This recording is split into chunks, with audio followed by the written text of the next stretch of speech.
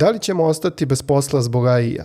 Gotovo da nema osobe koja gleda ovaj video, a da se nije zapitala da li će nas AI zameniti. Sada ću vam dati jedan jednostavni mentalni model koji će vam pomoći da sami dođete do odgovora na ovo pitanje. Uzet ću primjer dizajna i dizajnera, a vi možete ovo primijeniti na bilo koju oblast. Dakle, pitanje je sledeće. Da li ja sa svim tim AI alatima mogu da napravim bolje rešenje nego vrhunski dizajner sa svim tim istim alatima? Ja mislim da je odgovor ne. Zašto? Zato što vrhunski dizajner ima bolje ideje od mene. Zna tačno šta želi da postigne. Ima bolji osjećaj za estetiku, za uklapanje elemenata, boja i fontova. Dodatno, dizajner će te alate poznavati mnogo bolje od mene, zato što ih dnevno koristi više puta, a ja jednom u 100 godina kada mi zatrebaju. I da citiram čuvenog Michelangela.